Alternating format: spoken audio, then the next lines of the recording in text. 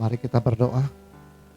Terima kasih Bapa, terima kasih Tuhan Yesus, terima kasih Roh Kudus. Kami telah bersekutu dengan tubuh dan darah-Mu Yesus. Sebentar kami akan mendengarkan sebagian daripada kebenaran firman-Mu ya Bapa.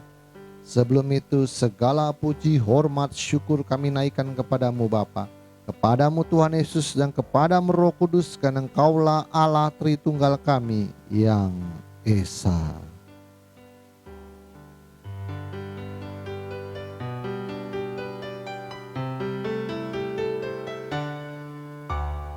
Hormat bagi Allah Bapa, hormat bagi anaknya, hormat bagi Roh penghibur ketiganya yang Esa. Haleluya, haleluya, ketiganya yang Esa. Haleluya, haleluya, ketiganya yang Esa. Ketiganya yang Esa, ketiganya yang Esa.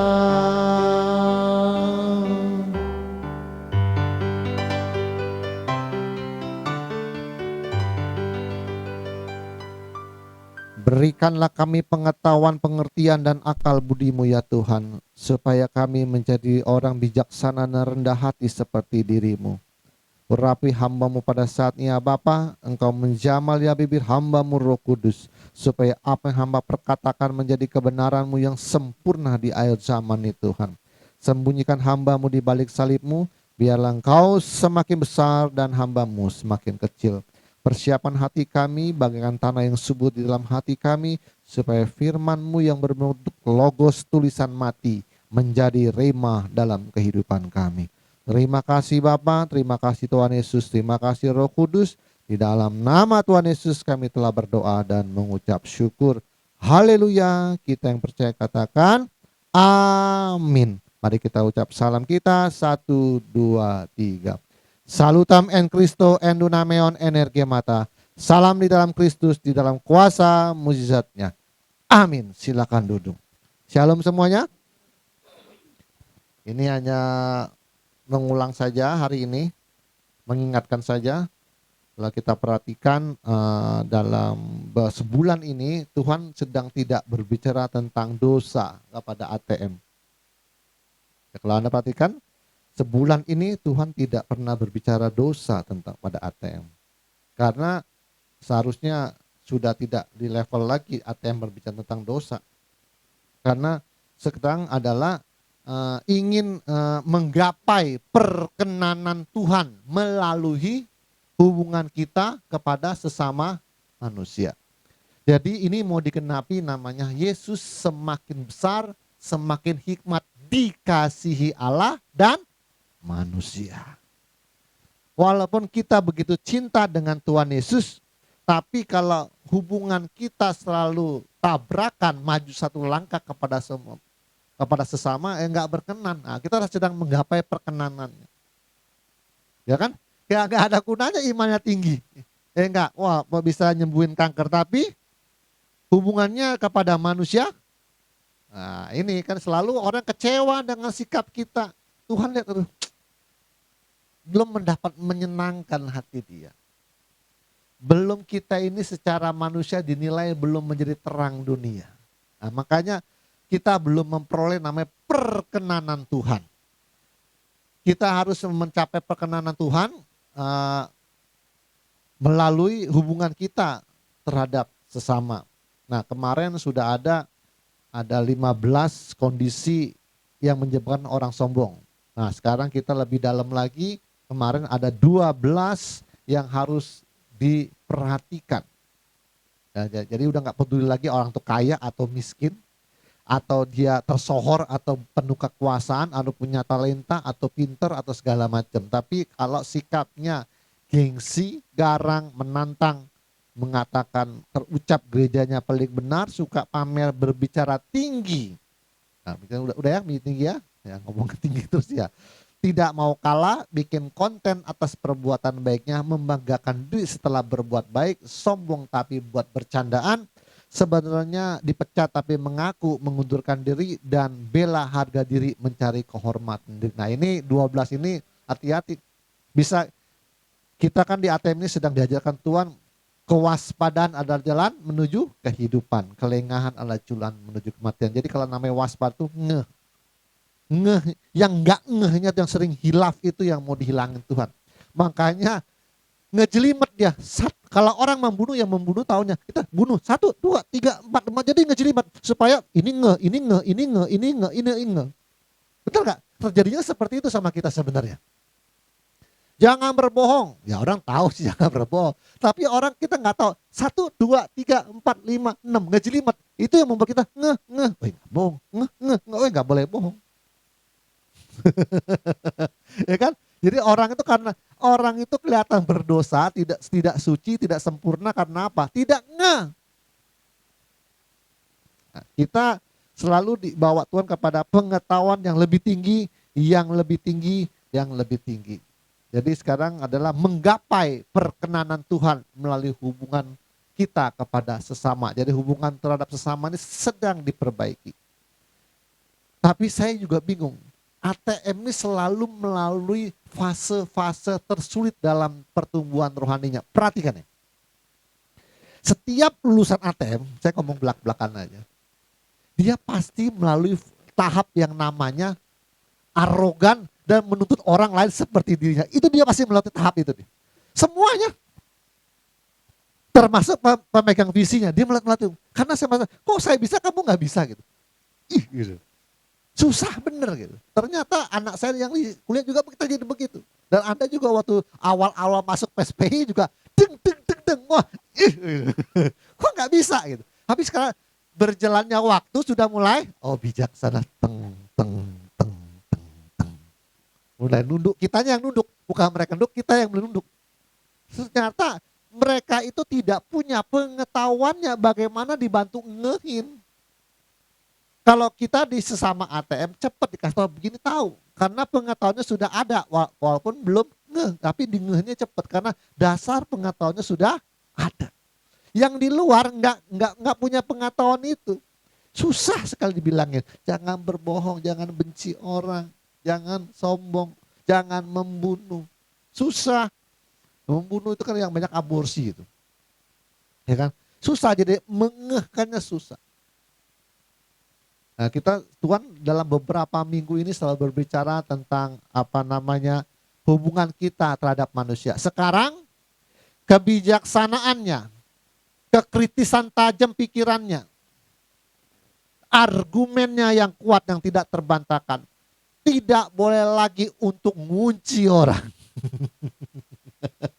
Kita harus naik, Pak. Nggak boleh tetap fase yang sulit itu, yang selalu nuntut orang itu harus seperti kita, itu sudah lewat harusnya. Saya juga mengalami itu, makanya saya hajar semua pendeta dulu. Karena susah bener. Nah, saya sekarang semakin setua, semakin terus maju, semakin kitanya bukan orang yang nunduk, kita yang nunduk. Karena ilmu padi, benar, semakin bersih, makin kita yang nunduk. Ya. Kok kita yang pintar, kita yang nunduk, bingung juga ya. Kita yang bijaksana, kita yang nunduk, yang nggak tahu. Jalannya seperti itu, kalau maju satu langkah selalu tabrakan. Mundur terus dia, mengalah terus dia. Jadi kita akan tidak boleh lagi argumen kebijaksanaan dan ketajaman pikiran dan semuanya yang kita ngeh itu tidak lagi boleh untuk mengunci orang lain. Tapi digunakan untuk membimbing semua manusia tanpa memandang agama, ras dan suku dan golongan. Jadi ketemu sama agama apapun, kalau dia misalnya kenal, ya sebenarnya kamu nggak boleh berbuat seperti itu. Ya, jadi agama apapun. Kita suka mengarah, Pak, mana ada orang sih kalau namanya dagangnya pasti curi-curi dikit Pak, curang-curang dikit. Ya sebenarnya sih nggak boleh, ya kan. Walaupun agamanya apa. Jadi ketemu agama apapun kita berusaha untuk membimbing dia. Dan masalah dia tidak mau menjalankan itu urusan dia, tapi kita sudah bantu ngehim. Dari semua, bukan hanya Kristen, agama apapun. Jadi sekarang saya tidak mau lagi untuk sifatnya mengunci orang. Karena selama ini adalah terpikir apa yang orang suuzonin kepada kita, apa yang orang pikirkan negatif tentang kita, apa yang orang memprasangkakan kepada kita, sebenarnya kan nggak sesuai apa yang kita pikirkan. Karena nggak sesuai pikir itulah kita ngunci balik. Saya nggak merasa apa-apa sih, kenapa kamu berpikir seperti itu, kan suka begitu. Tapi sekarang harus benar-benar mundur satu langkah. Terserahlah kamu mau nilai apa gitu. Karena maju satu langkah tidak menciptakan perdamaian. Nggak enak.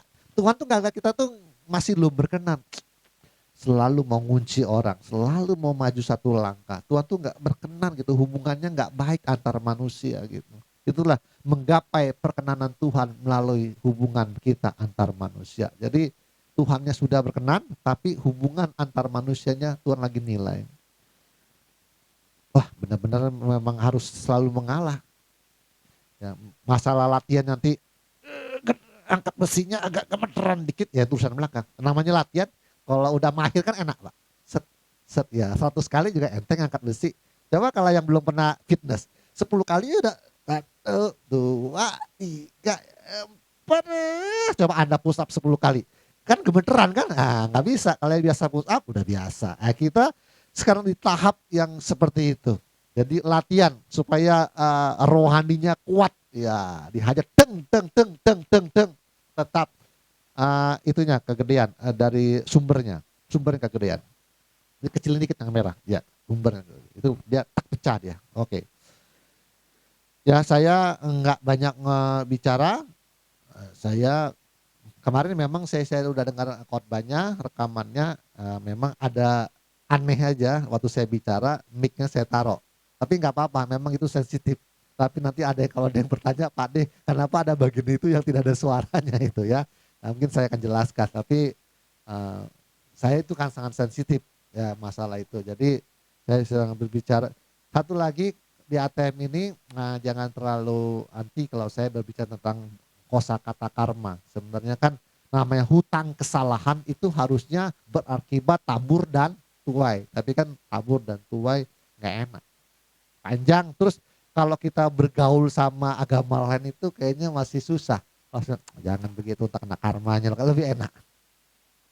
Ya, jadi versi karmanya kita adalah versi tabur tuainya Alkitab, bukan versinya agama yang lain. Jadi saya mengucapnya tak kena karmanya. Jadi Anda kalau berbuat kesalahan, mengucapkan satu kesalahan, ini kan hubungan antar manusia, mengatakan orang tolol itu bahaya. Itu menjadi karma bagi kita. Suatu saat pasti kita akan dibego-begoin sama, karena hutangnya harus lunas. Karena karmanya kata orang. Jadi dalam kehidupan ini, Tuhan tuh menilai kita dalam sama manusia itu, kita pernah berhutang kesalahan gak sama manusia? Tuhan, utang kita sudah dilunaskan sama Tuhan. Sekarang utang kesalahan orang gimana? Apa kamu mau nyalain orang? Kita ditemukan tidak doto suolo nanti, masih salah juga, masih utang juga. Gak boleh. Jadi harus diperhatikan tentang kebijaksanaan kita memutuskan pikiran kita, ucapan, perbuatan, langkah kaki kita. Nah, Tuhan bahasa rohnya sampai ngomong juga, engkau harus sabar menunggu waktuku. Wah, ini kairos Pak. Hati, pikiran, ucapan, perbuatan, langkah kaki terakhir. Kairos, waktu. Setelah ngomong bahasa rohnya sudah mengingatkan waktu. Sampai saya bernego dengan Tuhan, didiklah anak-anak saya Tuhan, supaya menjadi dulu. Jangan sampai anak-anak kita mempermalukan kita. Saya tunggu waktumu Tuhan. 2033 Pak. Jangan Pak ya. Kalau bisa dipercepat Pak. 25. Hampir puncak. Jadi ini kan waktu Tuhan. Dan tadi juga ada bahasa rohnya juga tentang waktu. Wah, harus sabar semua ini. Bukan hanya saya tentang bahwa anak-anak kita tidak menjadi. Kalian juga kalau anak-anaknya tidak menjadi akan dikenyai orang juga. Anak-anak tidak menjadi.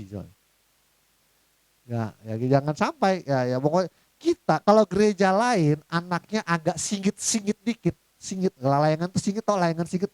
Tahu layangan singit. Kalau layangan tuh kalau kita tarik itu selalu terbangnya ke kiri, nggak lurus lah terbangnya, iya ke kiri itu singit namanya. Apa ya kalian manggilnya? Apa? Jadi kayak nggak seimbang. Kalau kita tarik itu layangan, dia selalu mau ke kiri, dia mau ke kiri. Berarti dia ah sinting ya. Ya kalau Jakarta bilang layangannya singit nih, singit. Ya jadi mau ke kiri terus. Jadi dia terpaksa diturunin dulu, biasanya ditekuk-tekuk sebelahnya supaya dia supaya dia terbangnya lurus ya. Kalau maksud saya kalau gereja lain anaknya singit-singit dikit ya. Itu orang bisa memaklumi ya, nama juga manusia tidak sempurna. Kalau kurang sedikit ya orang masih bisa memaklumi, bapaknya gerejanya besar masih memimpin, orang masih bisa memaklumi.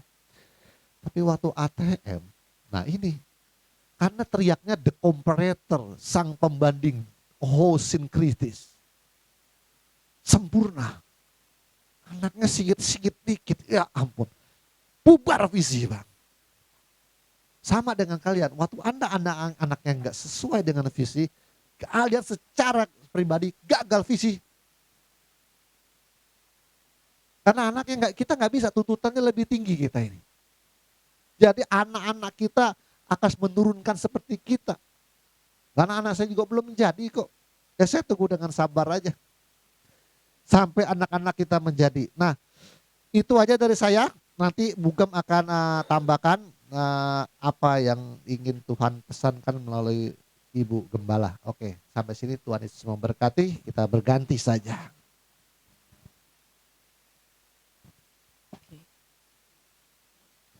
Shalom. Awal tahun, saya cuma mau ngajak kita untuk saling merenung aja. Ya. Kemarin hari Minggu saya saya memang orangnya cuma hanya mau mendengarkan kan. Pembicaraan orang dengar dan saya diam. Waktu itu kemarin ada pembicaraan antara Bapak Gembala dengan Pak Andreas mengenai ada satu orang grosir ya kan, yang ya cerita tiba-tiba Pak Andreas ada ngomong seperti ini, enak ya orang kok cari duit gampang bener, kita kayaknya udah usaha sampai mati-matian kok nggak kaya-kaya. Waktu Pak Andreas ngomong begitu, tiba-tiba ada suara yang timbul di dalam hati saya. Katakan begini, sebenarnya kamu tuh lebih kaya dari mereka. Maksudnya Tuhan apa? Mereka tidak punya pengetahuan aku, tapi kamu punya banyak pengetahuan aku. Kekayaan itu gampang, bisa didapatkan. Kita kalau mau cari uang kita bisa dapat, tapi mereka cari pengetahuan itu butuh waktu. Kita belajar pengetahuannya aja sudah berapa lama? Sudah berapa lama nih ATM Pak? 10 tahun. Ini aja masih banyak pengetahuan-pengetahuan lain. Dan pengetahuan-pengetahuan itu banyak yang masih ada yang kita masih harus belajar sampai kita sempurna. Untuk mendapatkan pengetahuan, Tuhan kata untuk mendapatkan pengetahuan itu butuh waktu lama. Dan bukan terima pengetahuannya aja. Pengetahuan kita terima, kita harus praktek. Praktek kita lulus atau tidak. Kalau uang, Tuhan kita tuh maha kaya. Kita ini anak-anak Tuhan. Kita ini anak-anak orang kaya. Sekarang saya tanya, kalau kita kaya, ya, anak kita, apa kita paksa cari duit sendiri? Kerja. Mah, mau makan mah, cari duit sendiri. Kan gak mungkin. Anaknya santai kan, kita kasih makan. Tuhan tetap pelihara. Tuhan cuma hanya ingatkan satu kepada saya. kamu itu lebih kaya dari orang-orang dunia yang punya harta kekayaan. Jadi janganlah engkau iri dengan mereka. Kita itu anak Tuhan yang maha kaya, apa yang engkau mau, aku akan berikan.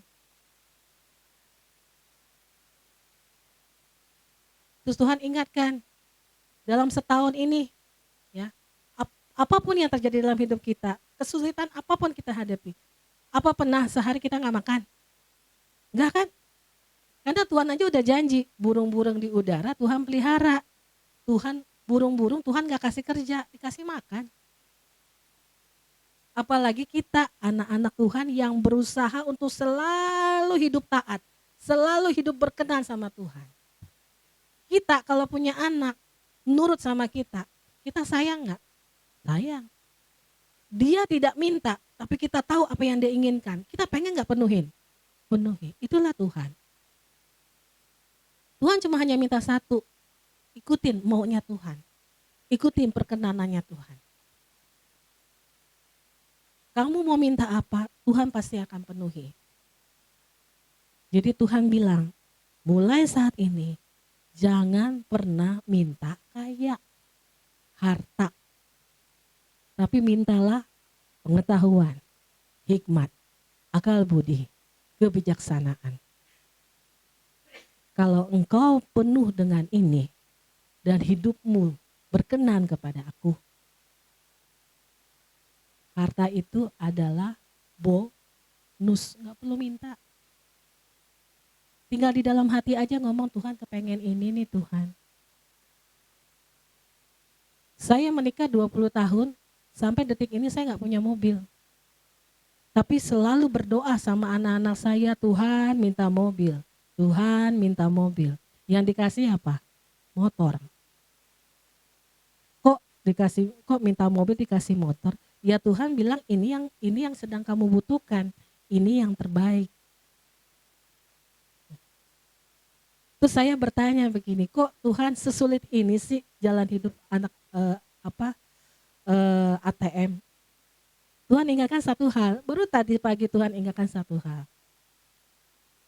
Waktu kamu masih gadis, ya, saya kan pernah bertanya dengan kamu. Tuhan, saya kan pernah cerita ya, bahwa Tuhan itu ada di perahu, saya ada di dermaga, ya. Tuhan katakan, waktu Tuhan memulihkan hidup saya, ya kan, menghapus segala dosa-dosa saya, ya kan, menggantikan kain hitam saya dengan kain yang putih. Di situ pada saat itu Tuhan menawarkan, kamu mau nggak ikut aku? Saya bilang, iya Tuhan, saya mau. Pada saat saya bilang mau, apakah saya memikirkan, wah gue kalau tinggal di perahu gimana? Hidup gue gimana? Tapi yang saya pikirkan cuma satu, yang penting gue hidup sama Tuhan. Saya hidup sama Tuhan. Apapun yang terjadi saya bersama-sama dengan Tuhan. Pada saat saya di perahu itu, Tuhan sebagai pengemudi, nakoda saya. Saya cuma hanya duduk diam. Ya, dibawalah ke tengah-tengah laut dan Tuhan bilang, itu jodoh kamu di sana. Cuma dikasih titik. Tapi adanya di mana? Di tengah laut juga.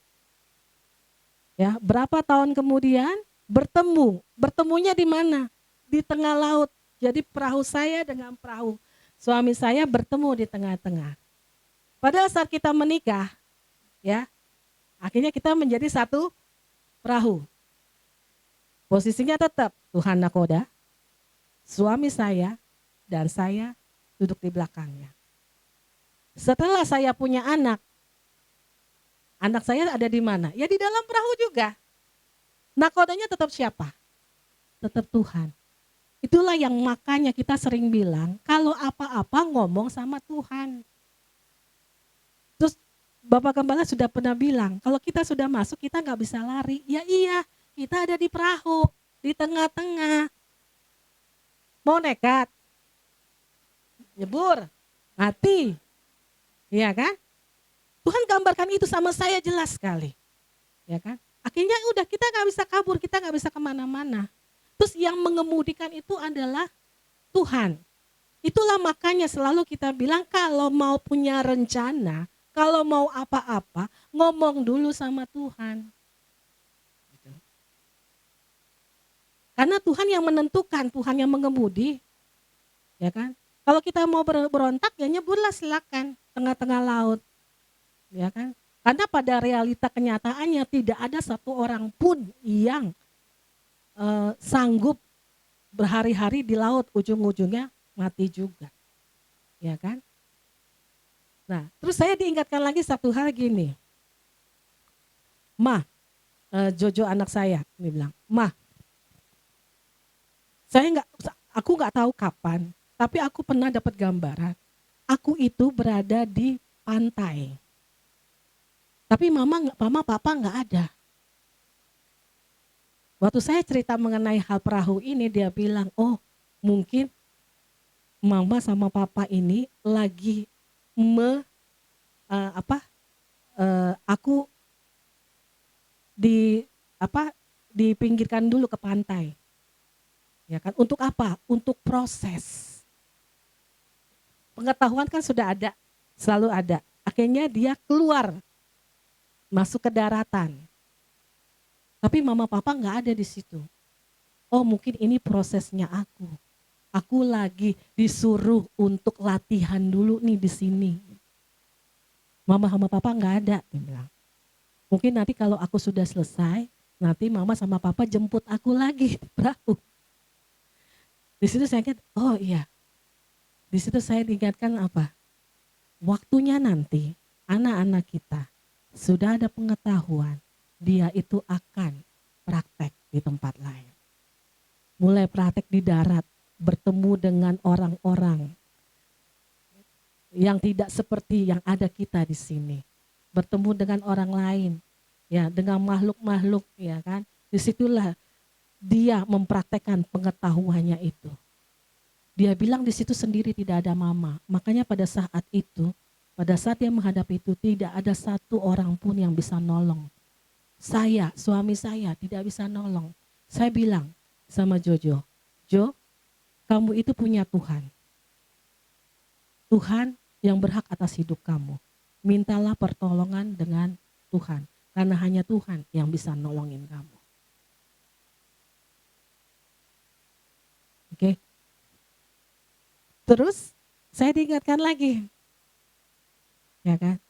Mungkin Pak Anda sama Bu Ika bertanya, kok kita juga seperti ini hidupnya? Saya diingatkan satu hal, ya, kita kan naik perahu satu keluarga nih Pak, Bu, ya.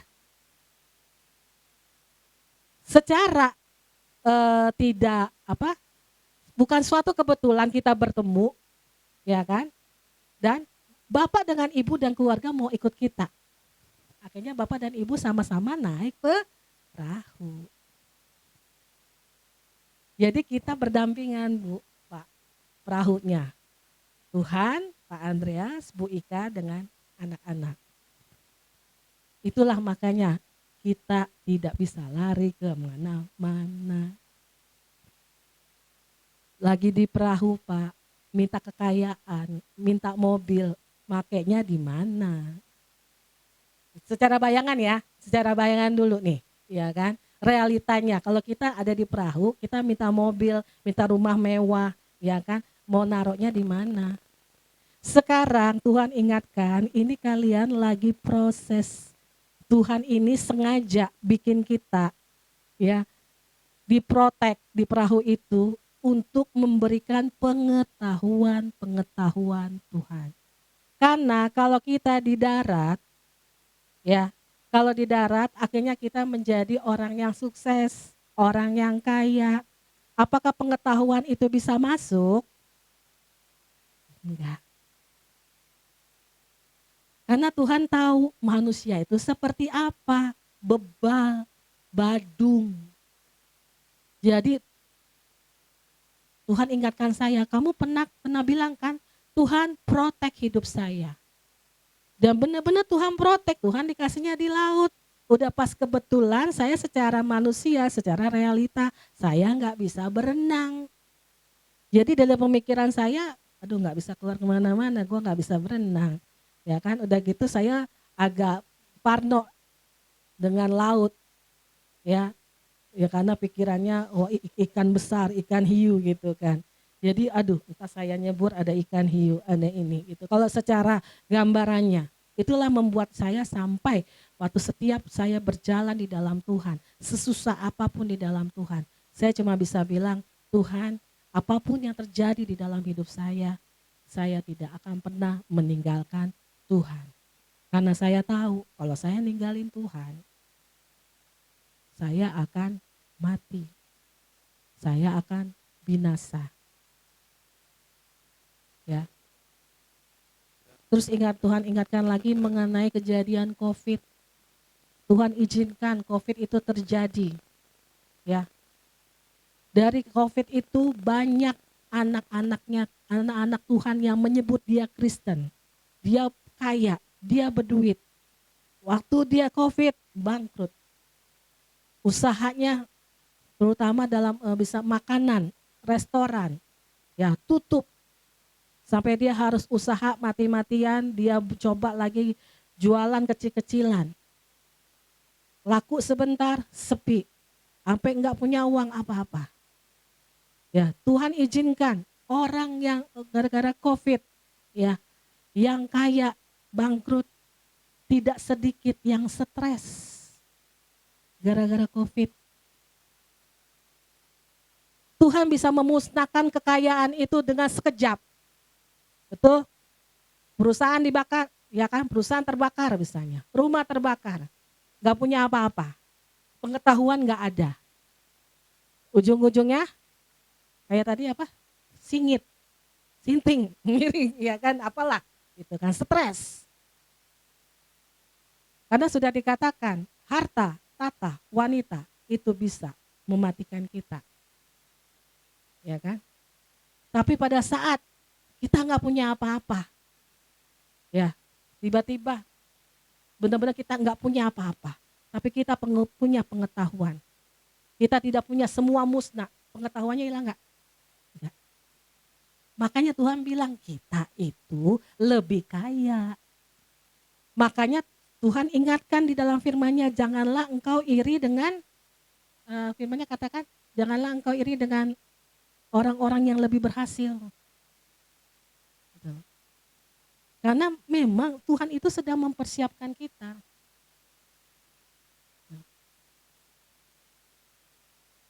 Jadi renungannya hari ini adalah Tuhan ingatkan, ya, apapun saat ini yang terjadi di dalam hidupmu itu atas kehendak Tuhan, itu atas seizin Tuhan.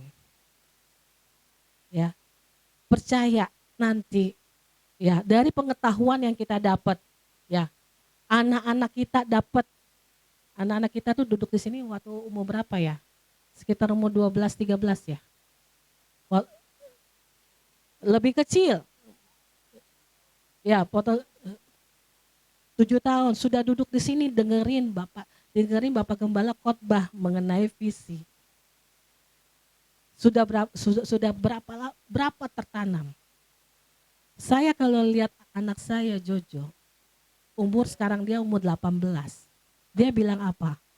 Dia selalu mengimpikannya begini, aku nanti kalau khotbah, aku nggak mau terlalu semangat menggebu-gebu, aku pengen orangnya tenang. Ya. Nanti aku kalau khotbah itu umur 18 loh. Saya mikir dalam hati saya, dulu saya umur 18 tahun itu lagi miring-miringnya. Ya kan? Mungkin bapaknya itu masih main itu gitar, ya kan? Nyanyi-nyanyi ya di sekolah gitu kan. Nggak ada pikiran tuh untuk full time. Tapi anak saya umur 18 tahun sampai saya udah nggak tertarik dengan dunia ini mah, dia bilang. Saya pengen full. Nah, nanti anak-anak Andreas Kambuika juga akan terjadi seperti itu. Nah, umur berapa? 15. Pengetahuan itu kita tanam dari kecil, itulah gunanya.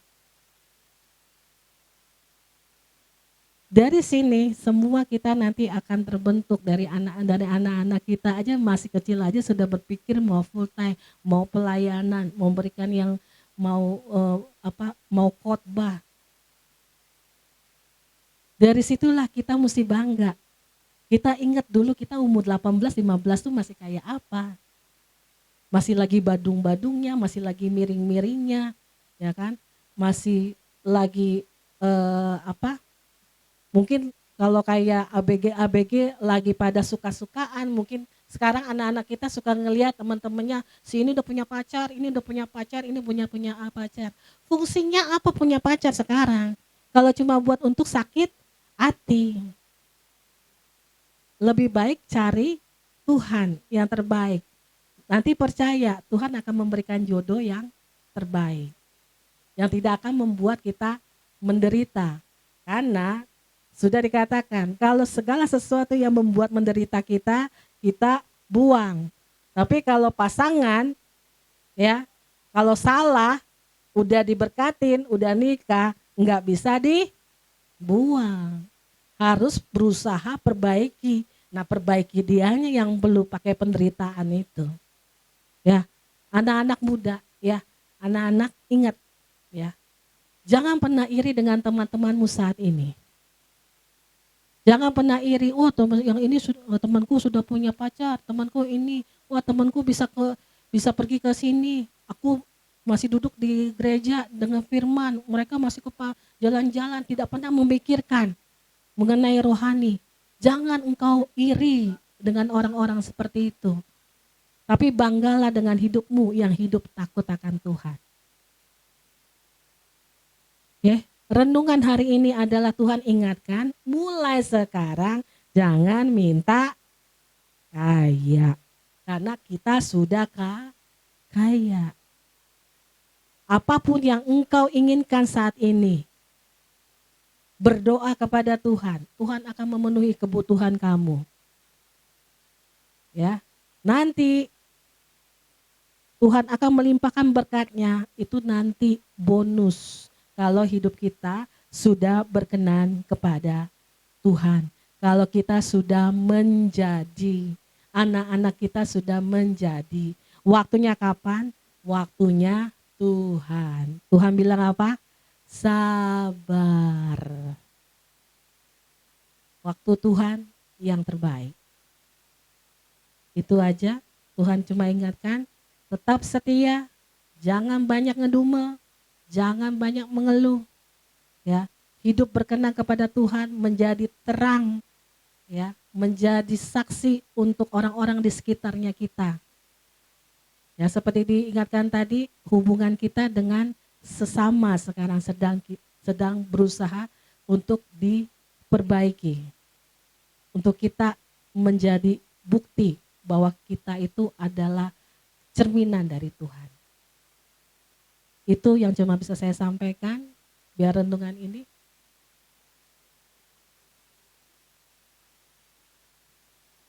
Yang boleh?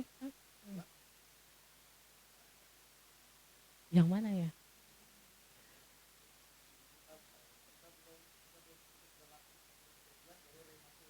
Oh iya. Iya, jadi eh, kadang-kadang di dalam hidup kita yang lalu itu kan sudah kejadian, gagal, baru remah datang. Ya kan? Kadang-kadang remahnya duluan, baru kejadian, waktu kita mau praktek, gagal juga. Nah, jadi Tuhan ingatkan untuk berikut-berikutnya, ya, untuk di tahun depan. Kegagalan yang terjadi di yang lalu itu jadikan suatu pelajaran buat kita. Oh, dulu kita seperti ini berarti kita tidak boleh lagi. Jadi apa yang sudah terjadi yang lalu, ya, menjadi pelajaran supaya di tahun ini kita tidak melakukannya lagi. Itu yang Tuhan ingatkan. Jadi apa yang sudah terjadi, kita gagal. Kita tahu, oh kita gagal karena ini. Ya, mungkin kita gagal karena kita kalau mau planning apa-apa tidak ngomong sama Tuhan. Ingat ya, kita ada di perahu nih sama Tuhan. Jadi kalau apa-apa kan Tuhan yang kemudi. Ya kan? Tuhan saya mau ini, boleh nggak? Kan nanti Tuhan yang belokin ke kiri ke kanan. Tapi maunya Tuhan, ya kan? Kalau nanti maunya kita, nanti kita berebutan sama Tuhan, pegang setir. Akhirnya apa? Kebalik tuh perahu. Bener nggak? Ya Tuhan maunya ke kiri, tapi oh Tuhan ke kanan aja gitu kan. Ya oleng, ya. Jadi apapun yang kita ingin rencanakan di dalam hidup kita, ngomong dulu sama Tuhan. Mungkin dulu kita mengerjakannya dulu, ya kan? Nah itulah kadang-kadang orang kaya punya duit nih seperti khotbah kemarin kan, gereja punya banyak duit, ya kan? Lupa, wah duit banyak, langsung planning. Terhambat tengah jalan baru berdoa Tuhan tolong, udah telat. ATM nggak boleh begitu. Berapapun kita punya, ya Tuhan kita punya uang segini. Apa yang harus kita lakukan dengan uang ini? Karena Tuhan tahu yang terbaik. Ya, jadi selalu ingat nih ya, nanti ya Bapak, ya, suami, istri, anak-anak. Jadi kalau menghadapi apa, misalnya Tian, misalnya ingetin Pak, kita di perahu lu Pak, jangan macam-macam Pak, ini kan. Tanya Tuhan dulu Pak, nanti oleng ini Pak perahu. Nah, saling mengingatkan. Jadi ingat kita ada di perahu, ya. Jangan aneh-aneh, apapun ngomong sama Tuhan, ngadu sama Tuhan. Oke, sekarang waktunya kita masih dalam proses, kita masih dalam belajar. Ya, nanti masih banyak lagi rema yang akan kita dapatkan melalui Bapak Gembala. Tuh. Jadi kalau dapat rema, praktek, lakukan. Berusaha untuk hidup perkenanan Tuhan. Supaya kita jadi. Kalau kita jadi, anak-anak kita juga jadi. Ya mungkin kalau secara manusia dibilang tahun 2033. Tapi kalau kita lebih cepat lagi, ya kan, Tuhan bisa percepat. Tapi kan itu kan kata, ya kan, menurut apa namanya, makrifat, ya kan, bisa salah, bisa, ya. Tapi kalau kita yang lebih cepat, ya kan, kayak sekarang aja anak-anak kita umur 15, 16, 18 masih sudah mau full time. Umur 20 kayaknya udah ini ya kan. Oke, itu aja. Ada lagi Pak? Ditambahkan? Silakan. Tuhan Yesus memberkati.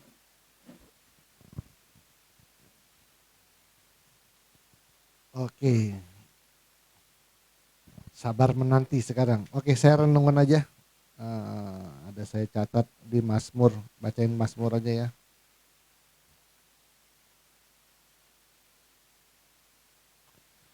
Mazmur 119:16. Aku akan bergemar dalam ketetapan-Mu, firman-Mu tidak akan kulupakan. Mazmur 119:17. Lakukanlah kebajikan kepada hamba-Mu ini, supaya aku hidup dan aku hendak berpegang pada firman-Mu. Mazmur 119, 166, 167. Aku menantikan keselamatan daripadamu ya Tuhan, dan aku melakukan perintah-perintah-Mu. Aku berpegang pada peringatan-peringatanmu, dan aku amat mencintainya. Jadi apapun dalam kehidupan ini selalu ingat, yang paling dasar adalah dasar tita, 10 perintah. Itu harus lulus, udah paling awal itu. Saya ingat, wah nggak boleh, ini nggak boleh, ini nggak boleh. Ya ini hiduplah di dalam Tuhan seperti itu. Yang namanya takwa adalah melakukan perintahnya dan menjauhi larangannya. Itulah ATM. Mari kita berdoa. Terima kasih Bapa, terima kasih Tuhan Yesus, terima kasih Roh Kudus. Kami telah selesai ibadah pada awal Januari ini Tuhan, tahun 2024.